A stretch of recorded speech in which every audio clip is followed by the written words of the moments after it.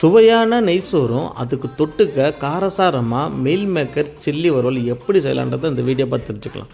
Mixie ஜாரில் கொஞ்சம் சோம்பு சேர்த்துக்கலாம், ஒரு அன்னாச்சி பூ சேர்த்துக்கலாம், நறுக்கி வச்ச வெங்காயம் சேர்த்துக்கலாம், கூடவே இஞ்சி பூண்டு சேர்த்து கொஞ்சம் தண்ணி சேர்த்து அரைச்சி வச்சுக்கலாம். குக்கரில் 3 ஸ்பூன் சமையல் எண்ணெய் சேர்த்துக்கிட்டு 2 ஸ்பூன் நெய் சேர்த்துக்கலாம். நெய் சூடானதும் 2 பிரியாணி சேர்த்துக்கோங்க. கொஞ்சம் கல்பாசி, 2 பட்டை, 2 ஏலக்காய், 2 கிராம்பு, பச்சை மிளகா, கொஞ்சம் கருவேப்பிலை சேர்த்து நல்லா வதக்கி விட்டுருங்க. சின்ன வெங்காயம் இல்லைன்னா பெரிய வெங்காயம் உங்ககிட்ட எது இருக்கோ அதை நறுக்கி சேர்த்து அதையும் நல்லா மிக்ஸ் பண்ணிடுங்க. வெங்காயம் கண்ணாடி பதம் வந்ததுமே 2 தக்காளியும் நறுக்கி சேர்த்து நல்லா கலந்து விட்டுருங்க. தக்காளி லைட்டாக வதக்குனதும் அரைச்சி வச்ச பேஸ்ட்டே உள்ள வரைக்கும் நல்லா மிக்ஸ் பண்ணிடுங்க. அரைச்ச பேஸ்ட் பச்சை வாசனை போடுறதுமே நம்ம தேவையான அளவுக்கு உப்பு சேர்த்துக்கிட்டு கொஞ்சம் கறி மசாலா பொடி சேர்த்து அதையும் நல்லா மிக்ஸ் பண்ணிடலாம். இது கூடவே 200 ml பால் சேர்த்து கலந்து விட்டுட்டு உங்கள் ஃபேமிலிக்கு தகுந்த மாதிரி அரிசி சேர்த்துங்க. அந்த அரிசிக்கு தகுந்த மாதிரி தண்ணி ஊற்றி ஒரு 4 விசில் விட்டுருங்க. விசில் போனதும் ஒரு ஸ்பூன் நெய் சேர்த்து நல்லா கிளறி விட்டுட்டு அதை சூடாக பரிமாறுங்க. செம்ம டேஸ்ட்டாக இருக்கும். இந்த மீல் மேக்கர் சில்லி வறுவல் எப்படி செய்யறதோ அடுத்த வீடியோவில் அப்லோட் பண்ணுறேன். இந்த வீடியோக்கு லைக் கொடுத்துட்டு நம்ம சேனல் சப்ஸ்கிரைப் பண்ணிடுங்க.